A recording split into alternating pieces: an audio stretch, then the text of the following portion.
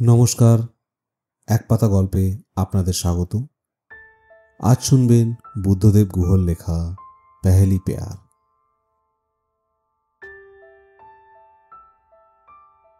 হাঁটা পথে মাইল তিনেক পড়ত।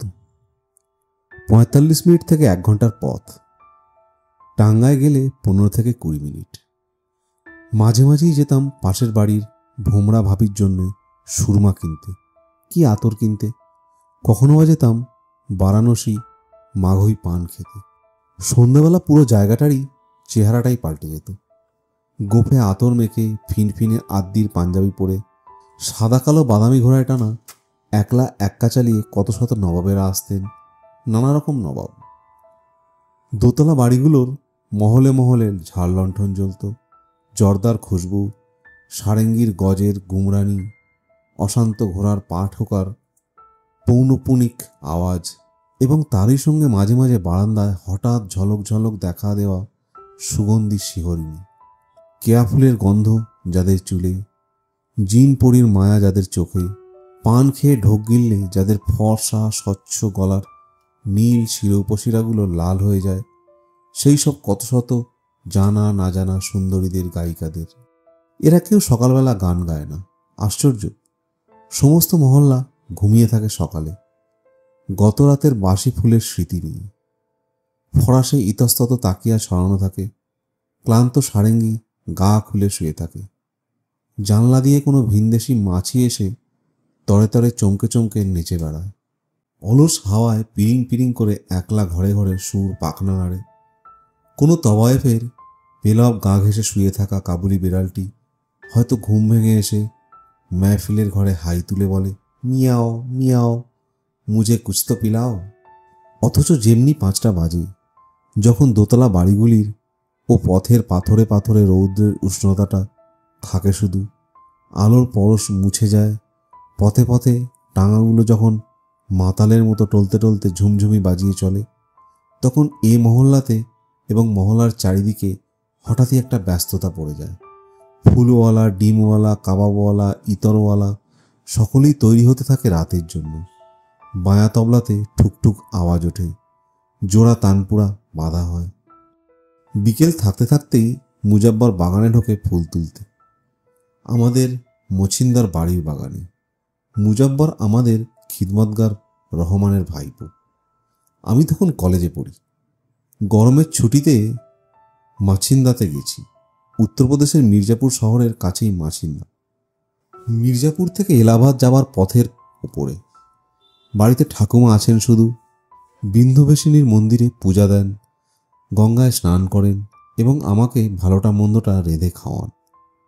পড়াশোনা করতে চাই, নিজেকে বারবার শাসন করি, বকি, কিন্তু দুপুর থেকে সেই ঝুরঝুর করে গাছের পাতায় পাতায় হাওয়া দেয়, শুকনো পাতা ওড়ে, টিয়া পাখির ঝাঁক ট্যাঁ ট্যাঁ ট্যাঁ করে তীক্ষ্ণ স্বর ছড়িয়ে গঙ্গার দিক থেকে উড়ে আসে। অমনি মনটা উদাস উদাস লাগে। পথ বেয়ে মাছিন্দর পথে ভাড়ার টাঙা টুংটুঙিয়ে চলে। পড়া আর হয় না। বারান্দায় চেয়ারে বসে মুজাব্বরের প্রতীক্ষায় পথ চেয়ে থাকি। বইয়ের পড়ার বাইরেও যে কত পড়াশোনা থাকে, যে পাঠ জীবন থেকে নিতে হয়, সেই সব পড়াশোনার জন্য তীব্র আকুতি জাগে। রোজ মুজাব্বর ফুল তোলে, শুধুই গোলাপ, লাল গোলাপ। কাঁটা মুড়িয়ে ডাঁটা ভাঙে, তারপর ঝুলি ভরে নিয়ে চলে যায় মির্জাপুরে, তাবায়েবদের মহল্লায়। ঘরে ঘরে ফুল দেয় ও। ওকে রোজ দেখি আর ঈর্ষা হয়। ঠাকুমা ঘরের ইজি চেয়ারে বসে গুনগুনিয়ে অতুল প্রসাদের গান করেন।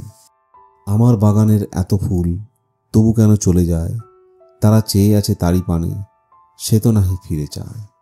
আমি মুজাব্বরের জগতের কথা ভাবি আর কৌতূহলে কাঁদি। মুজাব্বর আমার চেয়ে সামান্যই বড় হবে, অথচ পৃথিবীর ও কত জানে শোনে, কত বোঝে। সকালে ও যখন আমাকে পথ দেখিয়ে পাহাড়ে তিতির মারতে নিয়ে যায়, তখন ওকে আমার কাছের মানুষ বলে মনে হয়।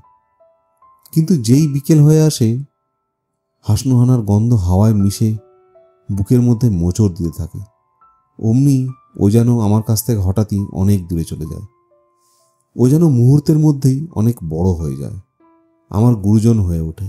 ও যে জগতে প্রবেশ করে, সেই জগতে চৌকাঠ মারানোর কোনো উপায়ই নেই আমার। সেই মুহূর্তে প্রতিদিনই মুজব্বরকে আমার বড় ঈর্ষা হয়।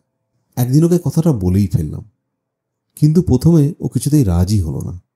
বলল, গুন্ডা বদমাশ আছে, মির্জাপুর বড়ই খতরনাক জায়গা।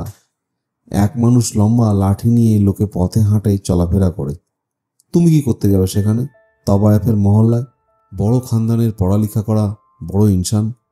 তাছাড়া ঠাকুমা জানলে কেলেঙ্কারি হবে। আমার চাকরি তো যাবেই, কাকার চাকরিটাও যাবে। আমি কিন্তু ওর প্রায় পা ধরতে বাকি রাখলাম। শেষকালে আমার নাছর বান্ধা দেখে বলল, আচ্ছা চলো, কাল চলো।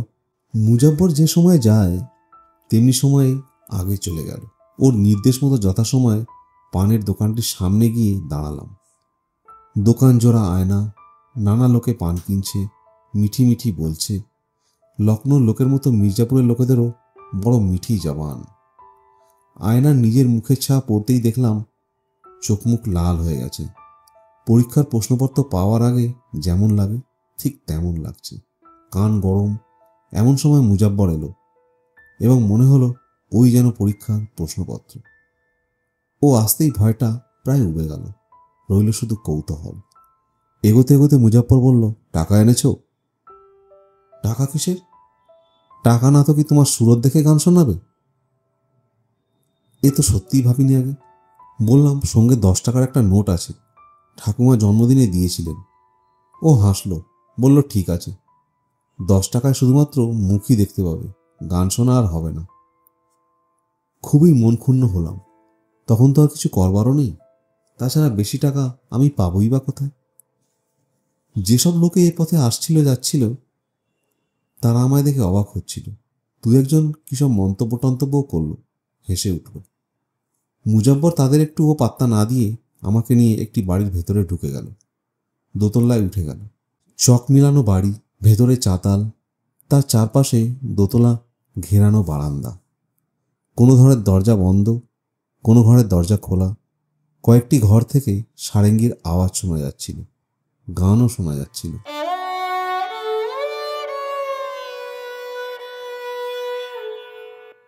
মুজব্বর বলল, সব ঘরে ঢুকে কি করবে? সবাইকে দেখলে তো ভালোও লাগবে না। যাকে দেখলে ভালো লাগবে তার ঘরেই নিয়ে যাব তোমাকে। আমি বারান্দায় রইলাম। ও যে যে ঘরে মেহমান এসেছে শেষে ঘরে ফুল দিয়ে এলো।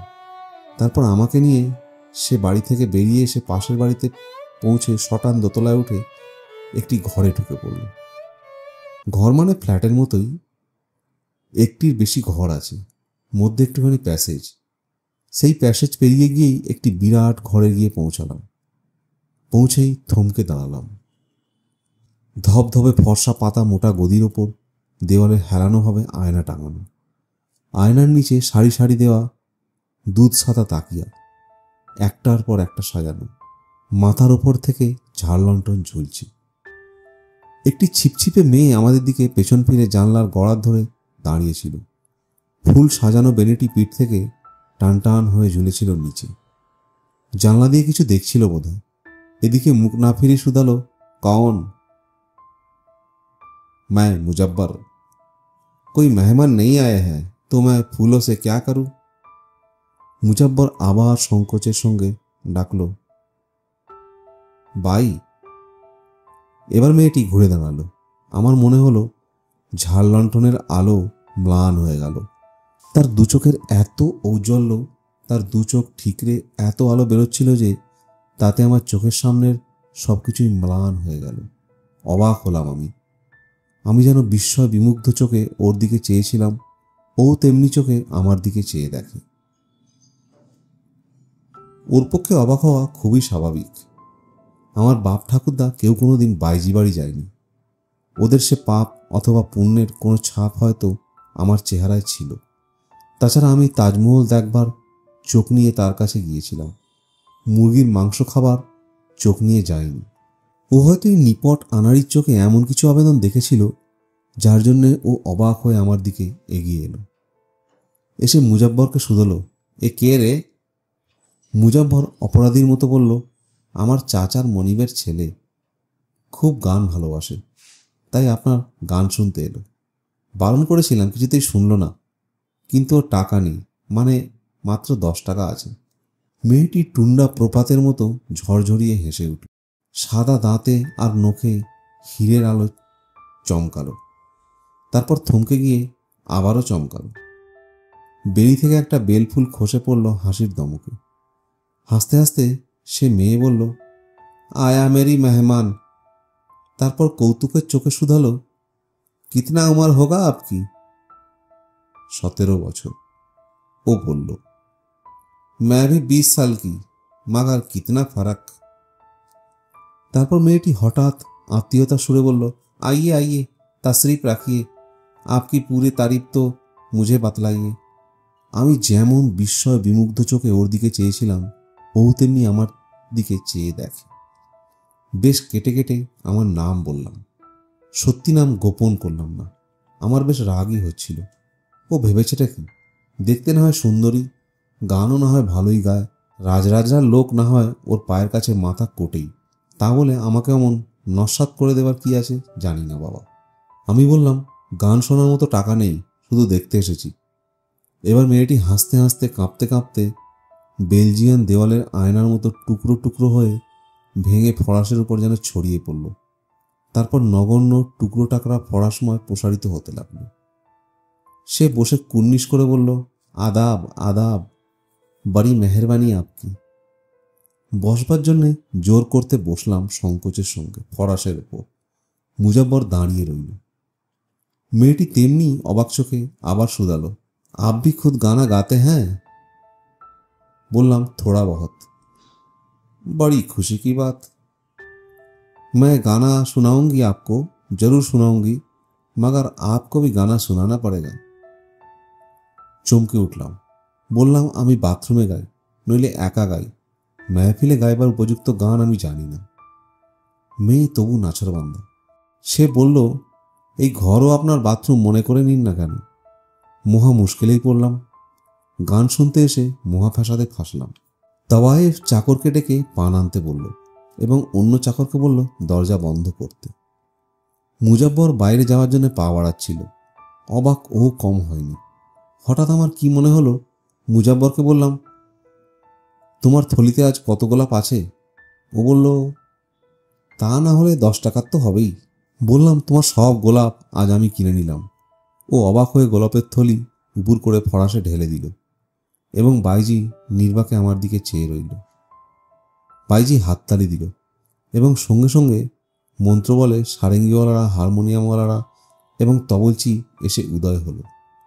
বাইজি আমার আরও কাছে সরে এসে বলল, অত কাছ থেকে এ বয়সে মা ঠাকুরমা দিদি ছাড়া আর কোনো মেয়েকেই দেখিনি। আজও আমার চোখে সে সৌন্দর্যের সংজ্ঞা হয়ে আছে। সরু কোমর, কবুতরি বুক এবং বুদ্ধিদীপ্ত চঞ্চল চাহনির মুখ। অনেক সুন্দরী আজ অবধি দেখলাম, কিন্তু অমনটি আর দেখলাম না। সারেঙ্গিওয়ালার গজের টানে টানে কি অব্যক্ত বেদনা, কত গান, কত কথা সব বাজতে লাগলো।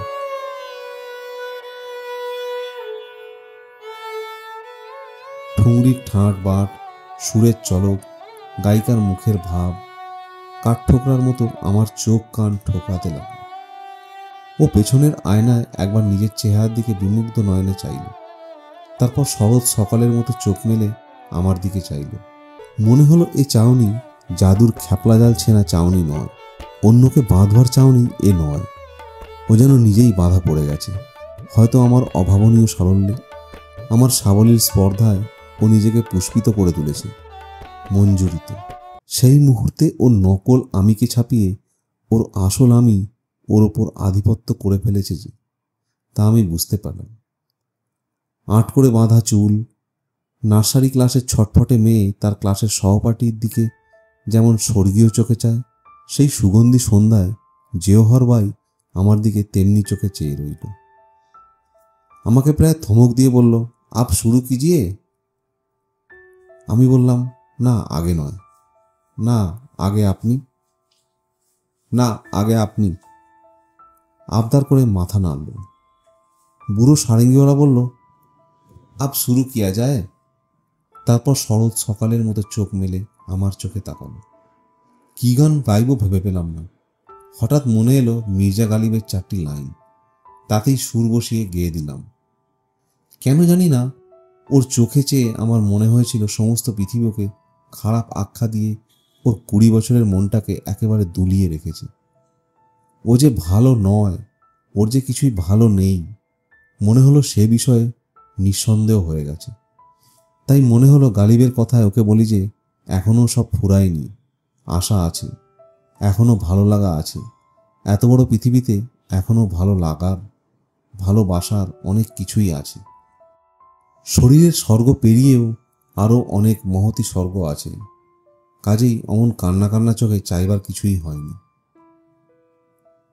কিন্তু কি হলো কি জানি, কি করলাম জানি না, কেমন গাইলাম তাও জানি না, কিন্তু জহরের কানে সে গান কি কথা যে বয়ে নিয়ে গেল তা শুধু সেই জানত। গান শেষ হলে ও কোনো কথাই বলল না, কেবল মুখ নিচু করে নীরবে আমায় বারবার আদাব জানালো। দু চোখ বেয়ে ঝরঝর করে জল ঝরতে লাগলো। ঠিক এই রকম হবে আমি তা ভাবিনি। আমি গান শুনে ভালো লাগায় কাঁদতে এসেছিলাম। গান শুনিয়ে কাউকেই ব্যথায় কাঁদাতে চাইনি। ভারী খারাপ লাগতে লাগলো আমার। জেওহর ও নরম হাতে আমার হাত চেপে ধরল। চোখের দিকে চেয়ে দেখলাম সেই সব গর্ব, কৌতুক, মজা কিছুই আর নেই ওর চোখে। জল ভরা চোখে অন্য যেন কি আছে, যার নাম আমি জানি না। ফিসফিসে ধরা গলায় জেওহর বলল, भाई साहब, आपकी तहवीज, आपकी एकलाक और आपकी तमुद्दन की इज्जत किया जाए, ऐसी कुछ भी हमारे पास नहीं है, मैं माफी मांगती हूँ। এইটুকু বলেই ও ঘর ছেড়ে সোজা উঠে ভেতরের ঘরে গিয়ে দুয়ার বন্ধ করল। আমি বোকার মতো বসে থাকলাম। বসে বসে ভাবতে লাগলাম, ও যা বলল সে কথাগুলো আমার কানে টুনি পাখির শীষের মতো বাজছিল। ভাই সাহেব, তোমার সংস্কৃতি, তোমার উদারতা, তোমার ব্যবহারের ইজ্জত দেব এমন কিছুই আমার নেই, তুমি আমায় ক্ষমা করো। আর এলোই না ঘর থেকে জেওহর ভাই। অনেকক্ষণ বসে থেকে চলে এলাম মুজাব্বরকে নিয়ে। ভালো মন্দ জানি না, জানি জেওহর মানে 20, আমি ওকে 20। জেওহরের 20 বছর। আগেকার দিনে সুন্দরী রাজকুমারীদের মতো আংটির 20 চুষে মরে যায় না কেন জেওহর? কি দরকার এমন করে কাঁদার? এক শরীরের জ্বালা কি অন্য শরীরের জ্বালা দিয়ে নিবৃত্ত করতে হয়? এর কি কোনো অন্য পথ্য নেই? জানি না। আর কতটুকুই বা জানি। মুজাব্বরকে রোজ জিজ্ঞেস করি। জেওহরকে খুব দেখতে ইচ্ছে করে, একবার ওর কাছে যেতে ইচ্ছা করে। কিন্তু মুজাব্বর বলেছে জেওহর গুন্ডাদের বলে রেখেছে যে আর কোনোদিনে আমাকে ও পাড়ায় নিয়ে গেলে মুজাব্বরকে জানে খতম করে দেবে। জানি না কেন ওর কথা মনে হলেই মনটা মুচড়ে মুচড়ে ওঠে। কেন যে জেওহর ওরকম বলল গুন্ডাদের তা কে জানে। বিরোহী নদীতে প্রতিদিনই বিকেলে জেলেরা মাছ ধরে। মাছ কিনতে গেছি, সেদিনও মাছ পাওয়া যায়নি। সন্ধ্যা হয়ে আসছে, পা চালিয়ে মাছিন্দার দিকে ফিরছি। জায়গাটা ভালো না। উল্টো দিক থেকে একটি ফিটন গাড়ি আসছিল, একটি কুচকুচে কালো মস্ত ঘোড়ায় টানা, মাথায় বাক্স তোরঙ্গ বাঁধা। কোচওয়ানের পাশে একটি গুন্ডা মতো লোক বসে, তার মাথায় পাকড়ি, হাতে 6 ফিট লম্বা লাঠি। আমার পাশ দিয়ে যাওয়ার সময় ওই ফিটন থেকে হঠাৎই এক পুরুষকণ্ঠ বলে উঠল, বাবুজি। থমকে দাঁড়ালাম। কোচওয়ানের পাশের লোকটিকে চেনা চেনা লাগলো। একটুক্ষণ তাকাতেই চিনতে পারলাম, এই সেই রাতে সারেঙ্গিওয়ালা বিচিত্র লোক। যা হোক, ফিটনের দরজা খুলে গেল। একটি অপরূপ সুন্দরী মেয়ে মুখ বাড়িয়ে বলল, মির্জা গালিব, কাহা চলতে হ্যাঁ আপ? দেখি জেওহর হাসছে। আজকেও সাজেনি একটুও। অতি সাধারণ শাড়ি, সুন্দর টিকালো নাকে একটি হীরের নাকছাবি, ফিনফিনে কালো ফিতের মতো রেশমি উজ্জ্বল চুল। বিকালের বিষণ্ণ হাওয়ায় আলোক উড়ছে। তার চোখে সুরমা আসন্ন সন্ধ্যার বিষণ্ণতাকে দ্বিগুণ বাড়িয়ে দিয়েছে। শুধালাম, কোথায় যাচ্ছ জেওহর? জেওহরের মুখ চোখ উজ্জ্বল হয়ে উঠল। ও যেন এই মুহূর্তে আমাকে ভীষণভাবে খুঁজছিল। হেসে বলল, কোথায় আর যাব? এক জাহান্নাম থেকে অন্য জাহান্নামে। তুমি যাবে আমার সঙ্গে? তাহলে বেহেশতেও যেতে পারি, জিন্নাতে ফিরদৌসে। ওকে দেখে এবং বলার ভঙ্গি দেখে আমার ভীষণ কষ্ট হলো। হঠাৎই বলে ফেললাম, তোমাকে যদি আমি যেতে না দিই, যদি আমাদের বাড়ি নিয়ে যাই? ও ভীষণ চমকে উঠে আমার ঠোঁটে ডান হাতের তর্জনীটি ছুঁয়ে বলল, চুপ, বিলকুল চুপ। ऐसा बातें কবি না कहना কবি না सोचना। কিছুক্ষণ ফিটনের দরজা ধরে চুপ করে দাঁড়িয়ে রইলাম। তারপর বললাম, তুমি তো চলে যাবেই, চলোই না একটু বিরোহীর ধারে বসবে। পর মুহূর্তে মনে পড়ল এই জায়গা ভালো না, ডাকাতদের আস্তানা। বললাম, না না দরকার নেই, এই জায়গা খারাপ। ও নামতে নামতে হাসল, বলল, আমি যেখানে থাকি তার চেয়েও খারাপ হলেও খুদা ঠিক আছেন। ऐसी कोई जगह बता दो जहां खुदा ना हो। আমরা দুজনে গিয়ে বিরোহীর পাশে আমলকির গাছের তলায় বসলাম। গঙ্গা থেকে তেরে জল ঢুকছে বিরোহীতে, এখন জোয়ার। একটি একলা মাছরাঙা শেষ বিকালের মেহেন্দিরাঙা জলে ছোঁ মেরে মেরে বেড়াচ্ছে। বললাম, তোমার গান শুনতে গেলাম, গান শোনালে না তো? আমার গান আর শুনে কি করবে, ও তো সকলে শোনেই। যে পয়সা দেয় তাকেই শোনায়, আর যে ফুল দেয় শুধু লাল ফুল। ও বড় এক বিষণ্ণ হাসি হাসল, বলল, তাকে আমি কি দেব বলো? আমি যে ময়লা কুচলা বদনাসিব এক জেনানা, আমি যে জেওয়ার। বললাম, তোমাকে গান শোনালাম, ফুল দিলাম, তুমি আমাকে কিছুই দিলে না। ও মুখ ফিরিয়ে আমার দিকে ফিরে বলল, কিছুই দিইনি কি ঠিক জানো? আমি মাথা নাড়লাম। গঙ্গার দিক থেকে এক ঝাঁক রেড হেডেড পোর্চ অস্তগামী সূর্যকে পেছনে ফেলে ডানা সনসনিয়ে দূরের বিলের দিকে উড়ে গেল। আমরা দুজনে চুপ করে অনেকক্ষণ পাশাপাশি বসে রইলাম। দেখতে দেখতে বিরোহীর জলের মেহেন্দিতে সন্ধ্যার মাছরাঙা বেঙুনি ছায়া পড়ল। জওহর বলে উঠল, চলি। ধীরে ধীরে গাড়ি অবধি গেলাম দুজনে। দরজা খুলে দিলাম, ফিটনে উঠে বসল। আবার কবে দেখা হবে? আমি শুধালাম। জানি না, কোনোদিন আর নাও হতে পারে, জওহর বলল। আমাকে কিছু দিয়ে যাও জওহর, যাতে তোমাকে মনে রাখি। কোচোয়ান জিভ আর তালু দিয়ে অদ্ভুত আওয়াজ করে ঘোড়াটাকে এগোতে বলল, পা দিয়ে ঘন্টা বাজিয়ে। জওহরের বিদায়ের ঘন্টা। চাকা গড়াতে লাগলো। সারেঙ্গিওয়ালা বলল, সালাম বাবুজি। আমিও বললাম, সেলাম। আমি ফিটনের সঙ্গে হাঁটতে লাগলাম। আবার বললাম, কিছুই দিয়ে গেলে না জওহর, আমাকে তুমি কিছুই দিলে না। জওহর এবার হাতের ইশারায় আমাকে কাছে আসতে বলল। ওর আরো কাছে সরে গেলাম চলতে চলতে। ওর খোলা চুলে চন্দনের গন্ধ পেলাম। ও আমার কানে কানে বলল, তুমি এখন ছোট আছো, যা তোমাকে দিয়েছি তার দাম আরো বড় হলে বুঝতে পারবে। তবুও অধৈর্য হয়ে বললাম, বলো না তা কি? জওহর কান্নার মতো হাসল। তারপর দরজায় রাখা আমার হাতের উপর একটি হাত ছুঁয়ে সন্ধ্যাবেলার আলোর মতো নরম উদ্ভাসে বলল, পেহলি প্যার।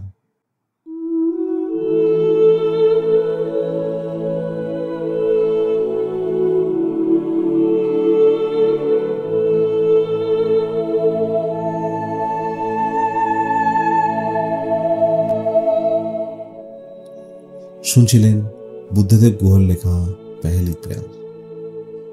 এরকম আরো গল্প শুনতে এক পাতা গল্পের সঙ্গে থাকুন। গল্প এখানেই শেষ নয়, সামনে আরো চমক আছে। পরবর্তী ভিডিওতে দেখা হবে, সঙ্গে থাকুন।